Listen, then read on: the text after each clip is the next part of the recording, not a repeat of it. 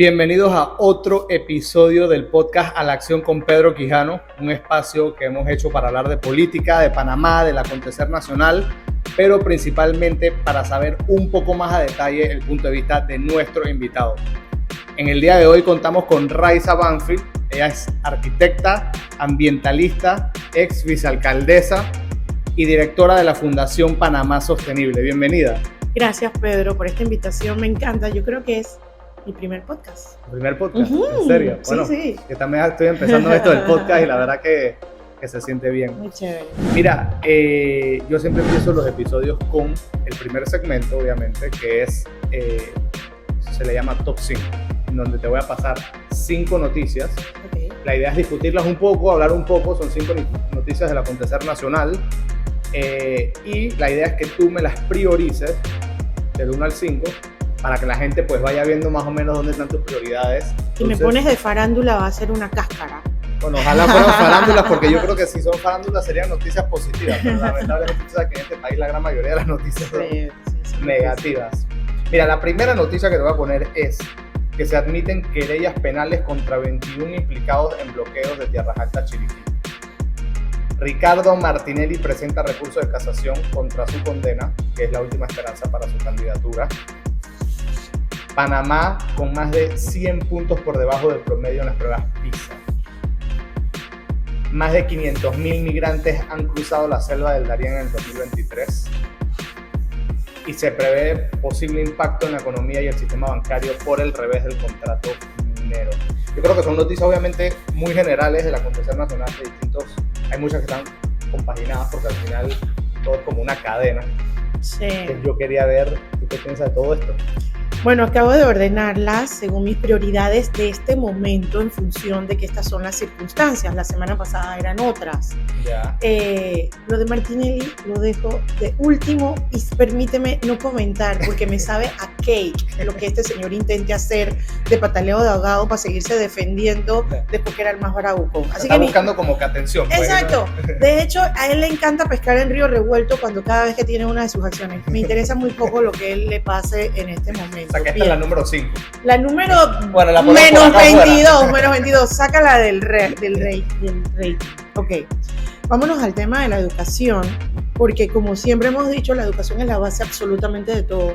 Si tuviésemos un nivel educativo mucho más elevado, pero que no significa solamente con la información que nos pueden dar formalmente en las escuelas, sino a nivel cultural, emocional, etcétera, tenemos a un pueblo, a una ciudadanía también más consciente de sus problemáticas y del abordaje de las soluciones.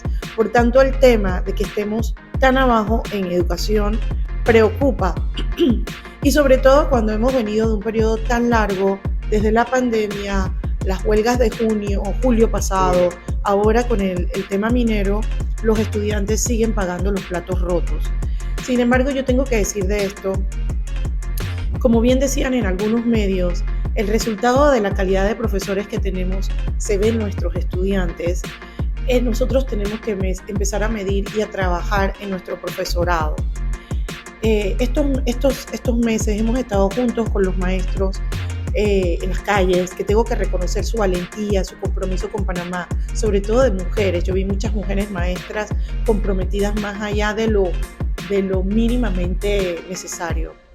Y cuando tú les planteas a ellas que la forma de protestar, por ejemplo, en casos de crisis como ahora, podría ser manteniendo a los estudiantes en las escuelas y entre turnos. Después de exacto, entre turnos, ellas estaban de acuerdo, muchas con las que conversábamos. Pero tenemos una línea, y este comentario va a generar mucha controversia porque cada vez que lo menciono me quieren como linchar a algunos, que tenemos una línea de cabezas sindicales muy duras y que han tomado un liderazgo como la clase obrera, la clase trabajadora, el magisterio, que sí, pero nuestros tiempos requieren de intelecto, de estrategia, de astucia, de inteligencia emocional, tanto para protestar como para mantener la educación viva. Y a nuestra clase, a nuestros líderes magisteriales, con todo el respeto y aprecio que les tengo, les está faltando eso. Y lo digo con mucha propiedad porque quienes hemos estado protestando, incluso en la vigilia permanente, han estado alternando ir a trabajar ir a sus responsabilidades y venir a protestar. Todos hemos puesto una cuota de sacrificio enorme. Claro, Entonces, todo el tema educacional tiene que cambiar mucho. En el tema de la economía, esa es la número uno. La segunda, el tema económico por la minera. Aquí han inflado globos.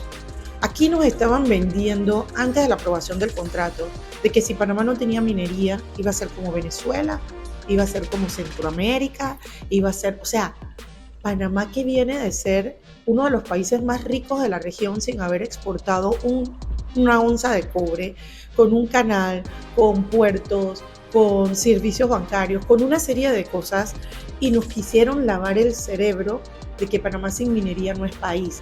De hecho, ese tipo de enfoque que lideró esta administración con una serie de sector privado empujándola y medios de comunicación, hicieron que perdiéramos el enfoque de en lo que somos buenos, en el sector primario, en el sector de servicios, en el sector de conectividad, etcétera, turismo.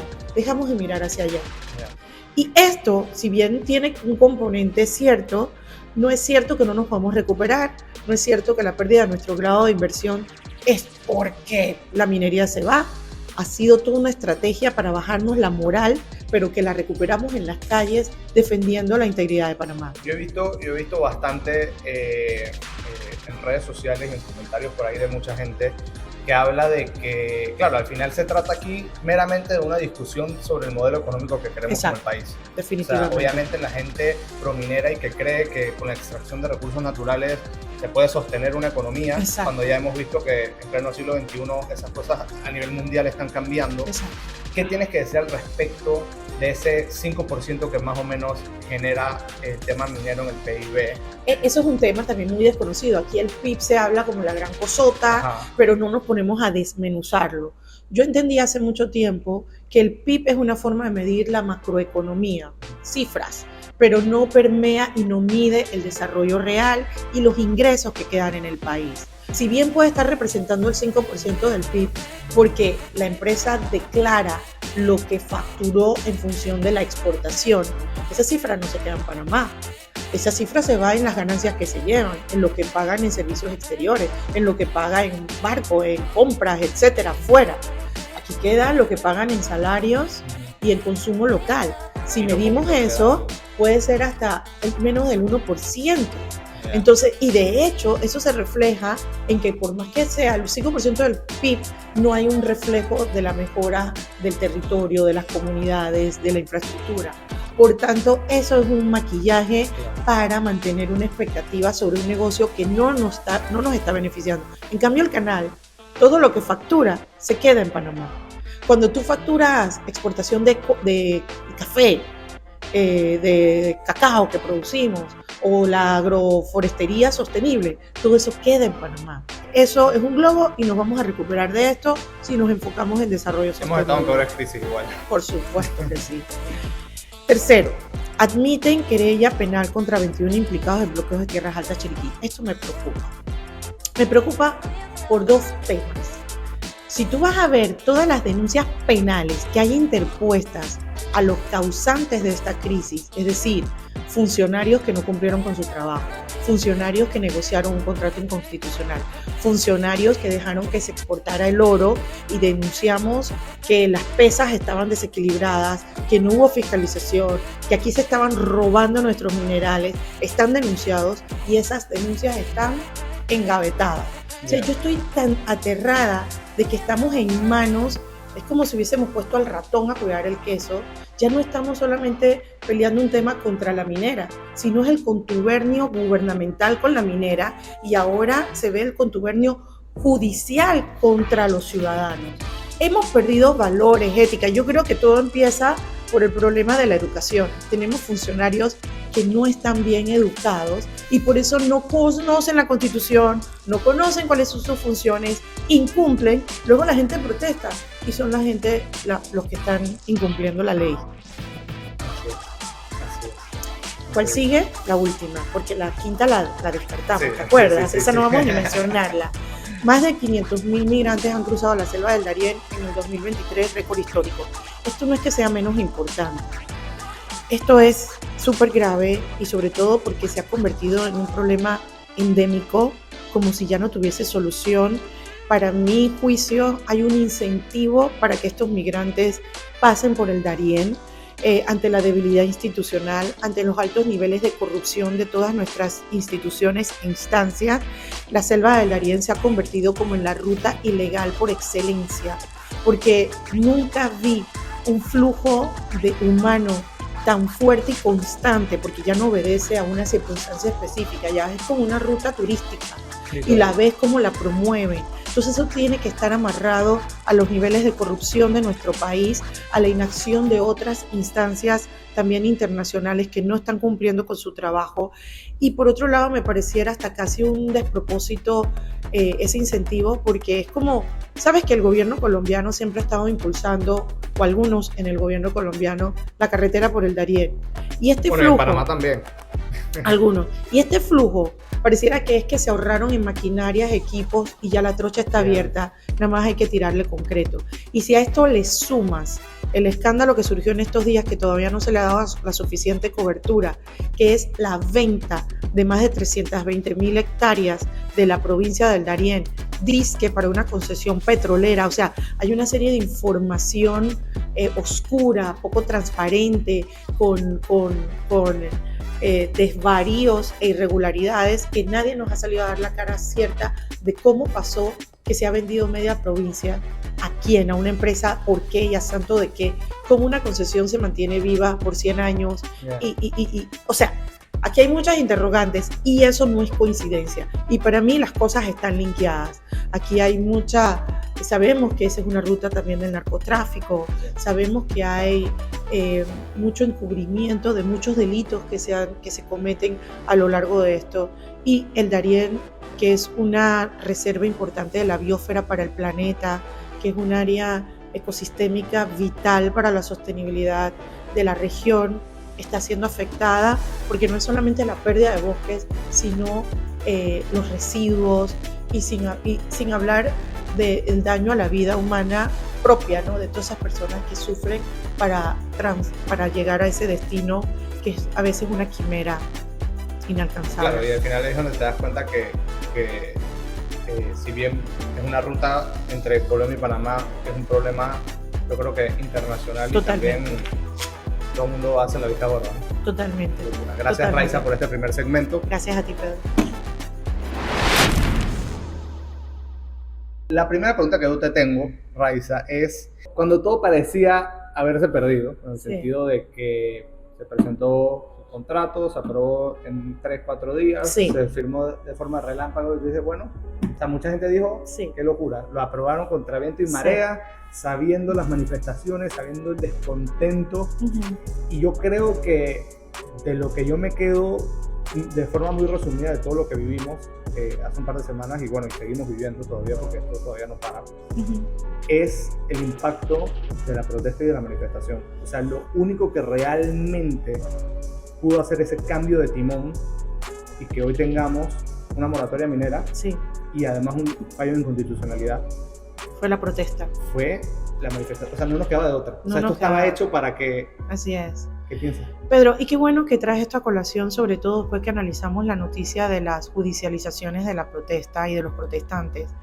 porque, y te lo puedo decir con conocimiento de causa, siendo una de las personas junto a muchas que hemos estado no desde el 20 de octubre, sino desde el inicio, diciendo, no, señor presidente. Yo mismo grabé un video que está en YouTube, dije, señor presidente, seguramente usted no ha leído el contrato, ¿por qué dice esto? O sea, tú ingenua, tú sabes, señor presidente, hello, oye, el Elvis Castillo, y que, aló, Nito, o sea, todas estas cosas, piqueteábamos afuera del MISI sin cerrar, hacíamos foros, hacíamos podcasts, hacíamos cuanto Dios creó para evitar que pasara lo que pasó. Participamos en la asamblea gracias al diputado Juan Diego Vázquez, que nos abrió el micrófono contra la burla y el irrespeto de los diputados que estaban a favor del contrato. No nos dejaban entrar, nos tiraban los antimotines afuera, expusimos nuestros argumentos legales, económicos, científicos, hicimos todo lo que un ciudadano puede hacer dentro del marco de la legalidad. La Cámara, muchos empresarios, no digo que las cámaras, se burlaron de nosotros en sus intervenciones, ustedes no saben nada de contrato. nosotros sí sabemos, en un contrato no siempre se puede ganar. Ese tipo de argumentos le echaban leña al fuego a una población que se veía afectada con las consecuencias negativas de esa actividad y de ese contrato. Seguían burlándose de nosotros, seguíamos piqueteando pacíficamente, sin cerrar calles, haciendo marchas, tal. ¿Qué fue lo que activó a todo un país? O sea, nuestro mejor aliado en nuestro argumento fue el gobierno y su mal proceder. En 3 días aprobaron, sancionaron, publicaron un contrato inconstitucional en 25 artículos. Y el que no entendía nada de esto dijo, si lo están haciendo así, esto tiene que ser muy malo. Y ahí fue donde la gente se volcó en masa. Ahí fue donde empezaron los cierres masivos. Ahí fue donde dijeron, ni Moya nos para de aquí.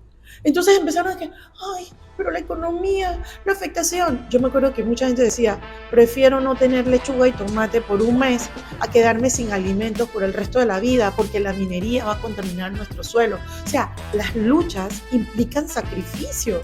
Yo no sé qué lucha en el mundo se ha hecho desde una computadora de que basta ya, detengan tal cosa. Así es. O sea, además, cuando se cierran calles y se hacen estas protestas, el gobierno nos da la razón.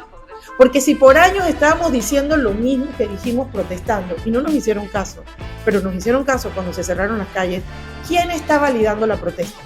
El mismo gobierno que ahora la quiere regular. La protesta no se puede regular, porque es eso, es una protesta. Y ahora que mencionabas eso de que se había aprobado de forma relámpago y donde veías, yo creo que lo que pasó fue como una bajada de la nube sí. a varios diputados que quisieron aprobar eso rápido y tal. Y los que se ausentaron. pidiendo perdón, ¿no? Sí. Pidiendo perdón, que no habían leído, o sea, es donde te das cuenta que llegaron, firmaron, votaron. Nosotros, 4 ciudadanos, nos colamos prácticamente porque nos tuvimos que colar a la asamblea, que es la Casa del Pueblo, cerrada, bloqueada, blindada, nos tuvimos que colar. Y cuando estábamos allí en esa primera sesión, cuando el contrato regresó, o sea, lo que se convirtió en la ley 406, regresó a primer debate, que los diputados llegaron tarde y luego dijeron que la sesión se cancelaba, pero lo dijeron con la intención de que nos fuéramos, pero lo que realmente pasaba es que nunca se había iniciado, sino que se iba a iniciar 1 hora después, y nosotros nos olimos eso y nos quedamos. Entraban con este aire de superioridad y grandeza, como que, no, ahora sí, ya hicieron lo que nosotros le pedimos, acogieron nuestras recomendaciones, ahora sí es un excelente contrato. Tú te dabas cuenta ese aire de superioridad. Incluso se ve en la imagen cuando Juan Diego y Elías Vigil votan en contra y Zenobia Vargas se ríe. Eso fue real. Nosotros sentimos ese aire de déspota, indiferente ante los reclamos. Se sentían superiores. Después el argumento nos convencieron, nos engañaron, no leímos. Todo es una excusa para de esconder detrás de esta excusa su incapacidad de actuar en defensa de los intereses de la nación. No creemos en las excusas ni de los que dicen que no leyeron y básicamente los engañaron para votar a favor, ni los que se ausentaron y dijeron que se ausentaron para no hacer el quórum. Sí. Cuando tú no quieres hacer el quórum, también tienes que ir a decir esa postura. Cuando dicen, hay una aplanadora, pero no vamos a hacer el quórum porque mi bancada no va a permitir, y haces un statement, una postura política. Total, no, yo quiero ahí enfatizar en que eso de que sí, el argumento que había hecho, creo que había sido la bancada del CD. Exacto. Que se habían ausentado porque no querían que hubiese hacer quórum, sabiendo perfectamente que el PRD tiene mayoría. Exacto. Y para mí fue un acto aún más cobarde porque en tiempos difíciles como estos, los diputados tienen que pronunciarse o a favor o en contra. Así es. Y sustentar su voto. Ese voto de todos esos diputados que se ausentaron o de los que se abstuvieron, porque ese es otro acto de cobardía, era sí o no, tenían que sustentarlo ahí con argumentos, no después los miaculpas que han ido por todos los medios de comunicación a hacer. Eso no sirve. Por tanto, son tan culpables los que votaron a favor como los que se abstuvieron, como los que se ausentaron, porque fue un acto de traición al pueblo panameño. Tenía que repetirse y una y otra vez que esa era una violación a la Constitución, como quedó documentado. Tenemos diputados que no conocen la Constitución y que no están legislando en los mayores intereses de la Constitución de Panamá y de los panameños, y quedó documentado a través de este fallo.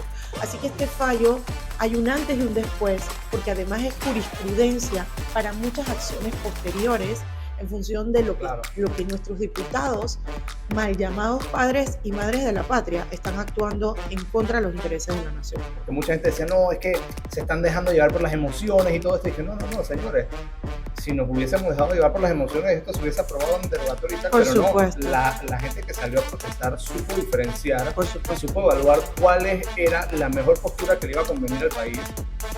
No es que lo supo, ojo.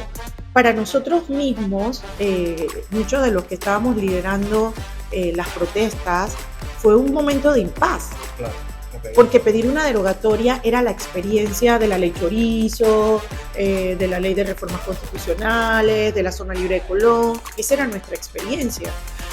Irnos a solicitar la inconstitucionalidad era un camino de incertidumbre y ¿hasta cuándo?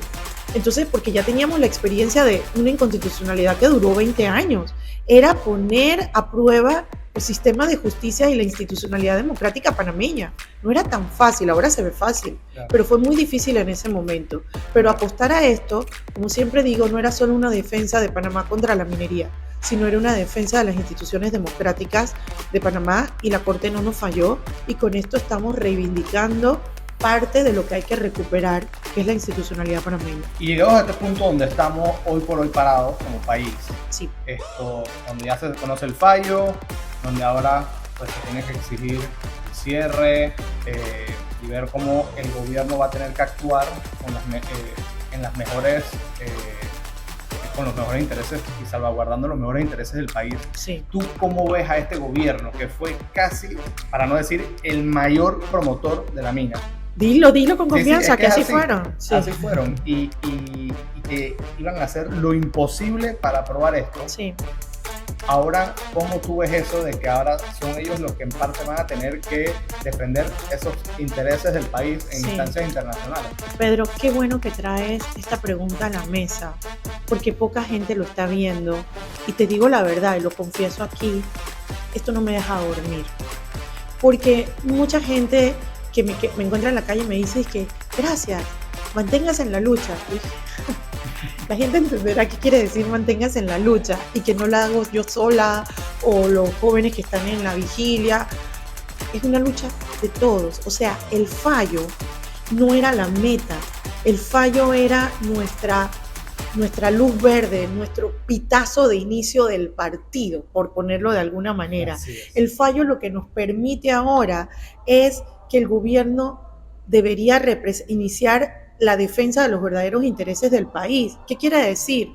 El primer mensaje que tenía que haber hecho Nito Cortizo el día 29 de noviembre era: a partir de hoy designo al Ministerio de Seguridad, a la Autoridad Marítima, a que ponga controles en las entradas. De aquí no me sale ningún solo barco con material extraído, El Ministerio de Ambiente, le exijo su renuncia al Ministerio de Comercio, al ministro y a porque ahora tengo que nombrar a personas independientes que puedan generar las auditorías que se necesitan, porque ustedes, que fueron parte de la promoción del contrato, no pueden ser parte de la defensa de la nación porque tienen conflictos de intereses. Total. A la ministra de Trabajo le exijo su renuncia porque hay que generar una auditoría laboral de lo que realmente está pasando en esa mina, cuántos trabajos hay, etc. O sea, una postura de un inicio de un proceso totalmente diferente a lo que tenemos. No sabemos nada, porque tenemos a los ratones cuidando el queso,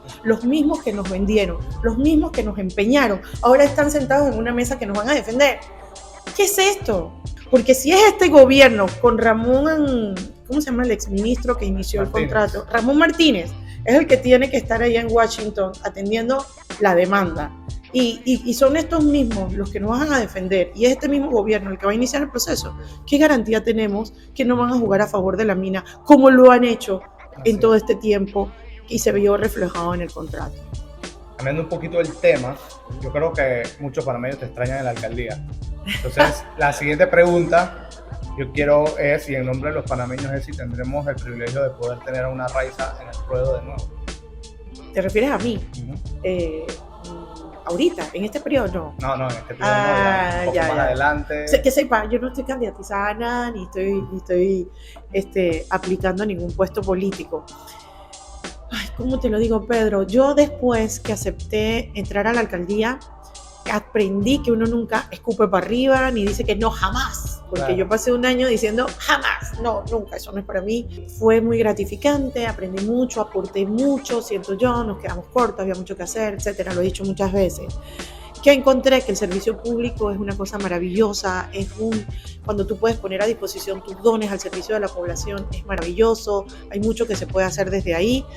Pero también encontré que si no tienes esa vocación, como tú que estudiaste política, que eres hoy candidato porque quieres, estás convencido que desde ahí puedes hacer la transformación, uno necesita el 50% de ese componente para hacerlo, porque enfrentarte al monstruo para llegar es un reto. Claro, y yo siento que no tengo esas herramientas. ¿Cuáles son mis herramientas? Mi voz, mi independencia, mi capacidad de conocimiento y de aplicarlo en la transformación, de ponerlo a disposición de aquellos actores que pueden hacer la diferencia. Si esto, como antes, me lleva más adelante a otra vez que la patria me pida el servicio público, lo evaluaré en su momento. En este momento considero que la ciudadanía tiene también que pasar por un proceso de maduración, porque piensa que todo lo resuelven los políticos. Gracias. Los ciudadanos quieren que todo el mundo sea Juan Diego Vázquez y les resuelva sus problemas. Señor, tenemos que ser María, Juan, Pedro, Lucas, tenemos que ser nosotros también a tomar acciones sobre nuestros deberes y derechos. Y no esperar que solo sean Pedro, Grace o quien lleguen a las asambleas y a los ministerios a transformar nuestras vidas. Y en eso quiero trabajar en este momento. Buenísimo. Y la última pregunta que te tengo, y yo siento que quiero aprovechar que te tengo aquí precisamente para que nos hables un poco más allá de esa emergencia climática que está viviendo el país. Dejando un poco al lado el tema de la mina, hay otros acontecimientos que están pasando en el país. La falta de agua, la sequía, tanto el verano cada vez se vuelve más caliente, como el invierno cada vez hay más inundaciones y vienen más fuertes las lluvias. Y además la subida del nivel del mar que está afectando a muchas islas, principalmente en Gunayala y en la Riviera Pacífica también. Y Atlántica. ¿Qué le puedes decir a los panameños sobre esto, un poco sobre esto, que entren un poco más en conciencia sobre esto? Yo creo que por muchos años, tal vez décadas, hemos visto el cambio climático como una cosa muy abstracta y la imagen que teníamos era de un oso polar derritiendo, parado en un cubito de hielo derritiéndose, y eso hizo que se alejara mucho de nuestro sentir, de nuestra vivencia real y en el trópico, cuáles iban a ser esas consecuencias para nosotros. Nuestras autoridades tampoco lideraron un proceso de conocimiento, de educación del proceso para luego generar procesos de adaptación. Yo tengo que reconocer, dentro de todo lo malo que está pasando, que la Oficina de Cambio Climático del Ministerio de Ambiente, dirigida por Ligia Castro, ha generado por primera vez los estudios necesarios donde ya se evidencia dónde están las costas afectadas, que no solamente las islas de la comarca, todas estas costas del Caribe, afrocolonial, afrodescendiente panameño, está siendo afectado. La costa del Pacífico, Punta Chame, el Golfo de Chiriquí, nosotros, Bahía de Panamá. El problema no es la información ahora, el problema es qué ha estado haciendo el gobierno con esa información para cambiar las políticas de desarrollo urbano, para cambiar las políticas de desarrollo de infraestructura que lleva el MOP, para cambiar las políticas de inversiones públicas en agricultura, en agroproducción. Seguimos exactamente igual. Y eso es el gran pecado, porque a mayor información, mayor responsabilidad de transformación.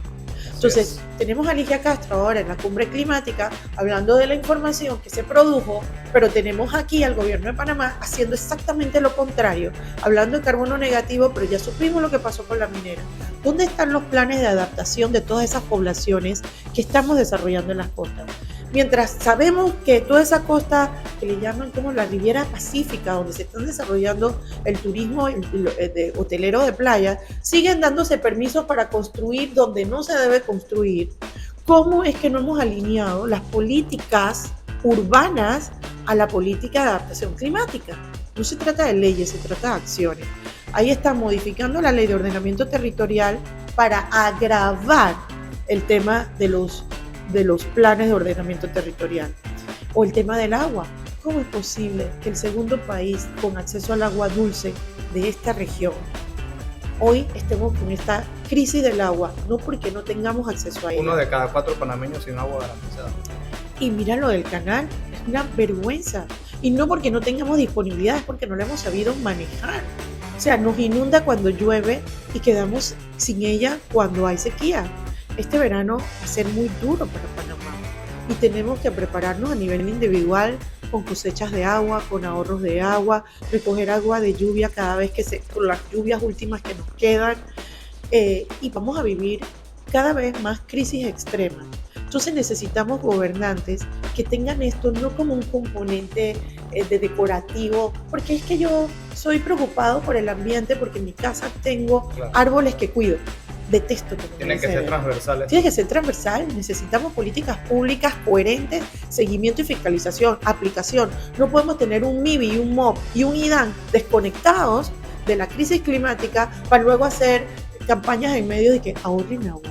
No, necesitamos cosas mucho más coherentes e involucrar a la población en esas decisiones. Ya, porque sí, y siendo sinceros, ya no se trata de prevenir, se trata ya de ser resilientes y de adaptarnos. Y ver cómo adaptarnos. Y llegados al último segmento del episodio con Raiza, vamos a hacer el ping-pong. ¿Sabes lo que es el ping-pong, no? Más o menos. Sí, sí, es tan intenso como la silla caliente. Yo te voy a tirar algo y tú me tienes que decir lo primero que se te viene a la mente. O te hago una pregunta y me tienes que contestar con un para atrás de una. Queremos saber qué está en el subconsciente de Raiza. Ok, me van a traicionar los pensamientos. Número 1. La mina es quien salvaría la caja del Seguro Social.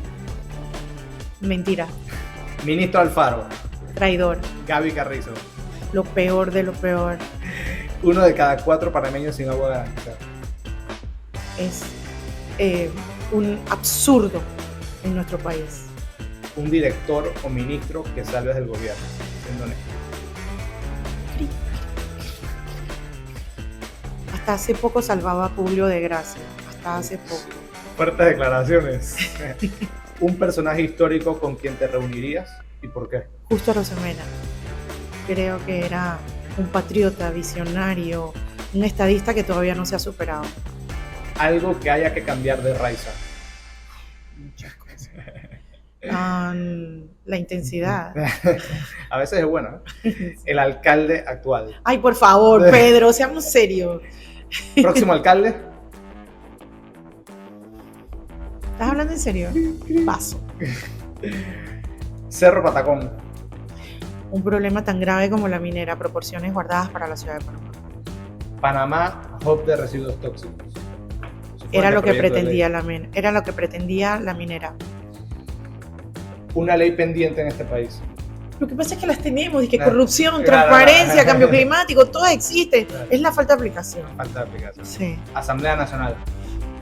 Hay que renovarla 100%. 100%. 5 de mayo del 2024. Nuestra vuelta a la esperanza, otra vez. Y para terminar, yo siempre termino con 2 preguntas.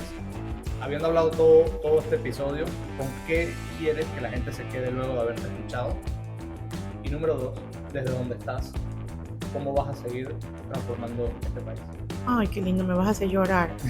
Lo que quiero que la gente se quede después de haberme escuchado es que estén convencidos que con mis errores y virtudes amo este país. Nací aquí, nacieron mis hijos aquí, quiero morir aquí y daré mi vida por Panamá para el bien de estas y las futuras generaciones. ¿Y la segunda era? ¿Desde dónde estás? ¿Cómo vas a transformar este país? Yo creo que siempre he respondido a los llamados que mi país me ha hecho desde que estoy en la universidad. He estado haciendo cosas desde joven, como madre, como mujer, como arquitecta, y yo quiero transformar justamente con todas esas capacidades de mujer, ciudadana, arquitecta, ambientalista. Quiero hacer de este Panamá ya no solamente que me reconozcan por la protesta, sino por la propuesta. Tengo una ilusión de transformar desde la arquitectura, desde las iniciativas que promovemos en las organizaciones y con otros grupos, ver este Panamá florecer. no solamente porque pudimos detener lo que no queremos, sino avanzar en lo que sí queremos para el Panamá Verde que tanto reclamamos en la calle. Y voy a estar al lado de cada uno de ustedes para construir este Panamá Verde. Gracias, Raiza, por haber aceptado la invitación. Gracias a ti, Pedro, por este espacio hermoso. Listo, nos vemos. Listo. ¡Qué lindo! Pasaste la prueba.